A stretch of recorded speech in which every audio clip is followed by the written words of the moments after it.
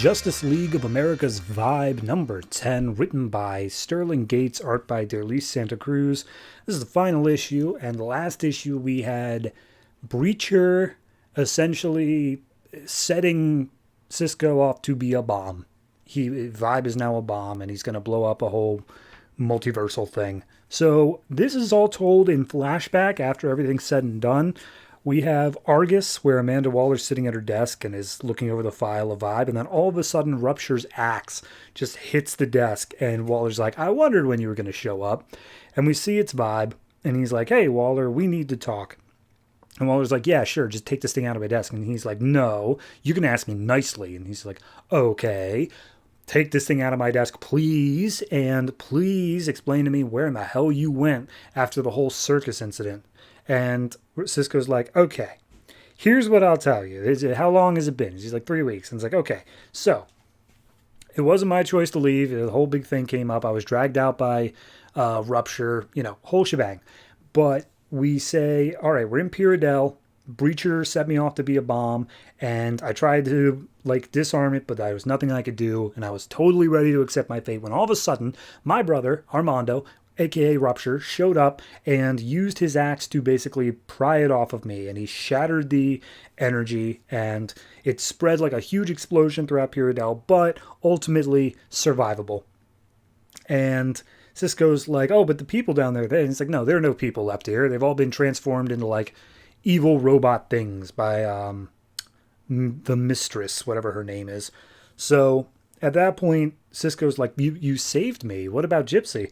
And he's like, oh, I didn't save you. I stopped a bomb. And also, Gypsy's definitely dead. She was definitely killed by Mordeth. And Cisco's like, no, you're going to help me. We're going to go rescue her. And he's just like, dude, get over yourself. So then they start fighting each other because he's still not unbrainwashed. They literally have beam struggles here. And he keeps on saying oh, I tried to get through to him, but with every blast we counter each other. It was perfectly evenly matched. So we see that he's once again telling Waller more of the story here, and they manage to piece together, or at least Cisco says to Waller, yeah, here's the thing that I learned in our battles and stuff like that. Earth is uniquely susceptible to the tears in the universes that allow these breachers to come through. And that is because we are essentially the cornerstone of the multiverse. So it's just the easiest place for anyone to ever get through from any dimension or universe or whatever. And Waller stands up and says, yeah, I know.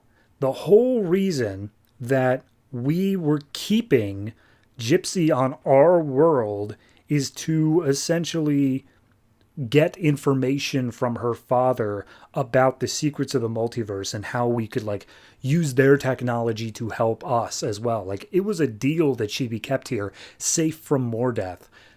So yeah, that was a whole big reveal at the end here. And Waller's then all right, so obviously the invasion failed. We're not all just under Mordeth's control. So what happened? And Cisco's well, I stopped her. And we see that finally he managed to get the upper hand on Rupture enough to take his axe away from him.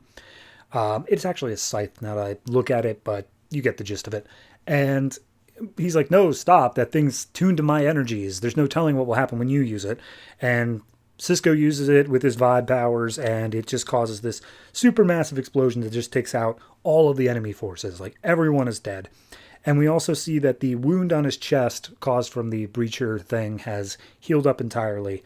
So at this point, Mordeth sneaks up on him, grabs a hold of his head, and starts trying to, brainwash him. And of course, Armando sees this, and he's like, no, I won't let that happen. And he uses his scythe to cut right through Mordeth and kill her.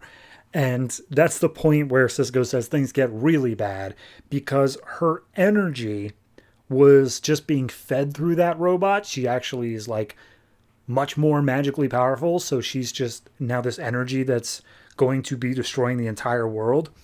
Also, Armando got free of the brainwashing because of it. So he's like, no, I am your brother now. And I'm so sorry for the destruction I've caused, but now I have to help take care of that. So he flies Cisco back to Mordeth's base so they can save Gypsy. And then he says, look, here's the thing.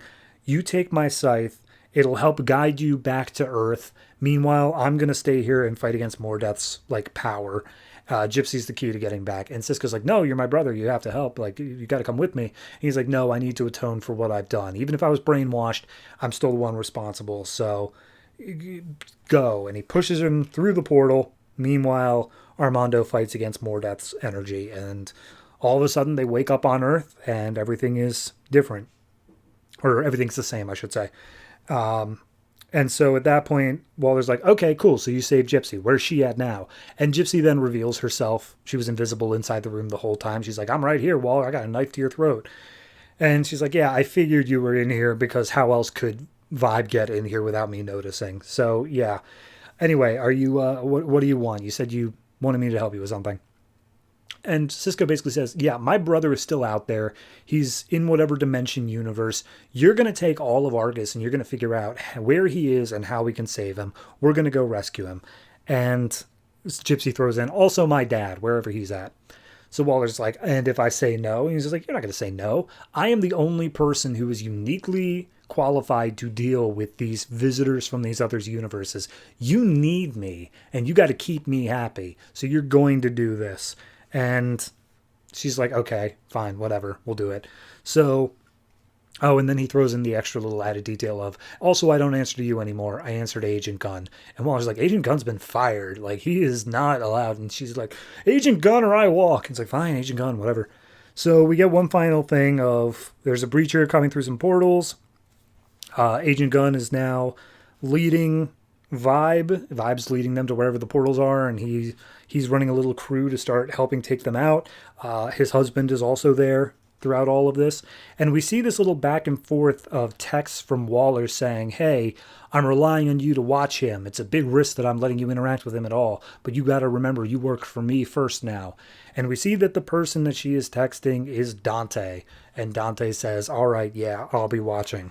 So, yeah. Gunn and his team run in to fight against the Breacher. Vibe's leading them, and that's the series.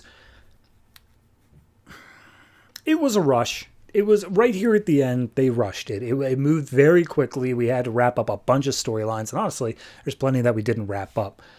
Do I think they did it well? I'll give it like a 60% on that. I think that there is parts that, you know, it was a good story being told of. We had Cisco against his brother. We had Mordeth around.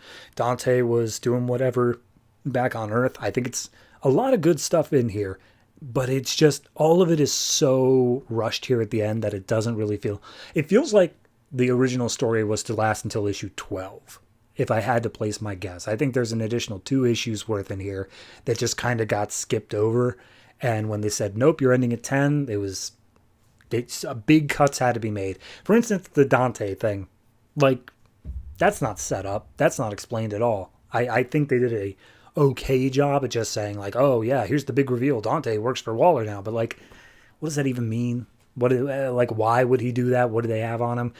All things I would love to have answered, but clearly they don't get answered in this book. So, all in all, I'd say that this one... It's a 6... It's a 6. I was debating 0.5, but it is just a flat 6. And that's just mainly, it's not a horrible ending if you just look at it in the broad strokes, but it's because it was so rushed through. It was not given the time that it needed to wrap up these plots in a satisfying way. So, yeah, it's a bit disappointing that we ended on a little bit of a sour note, but I'm sure people will use Vibe all the time now, and he's definitely not just disappearing from the universe for the next 10 years. Oops.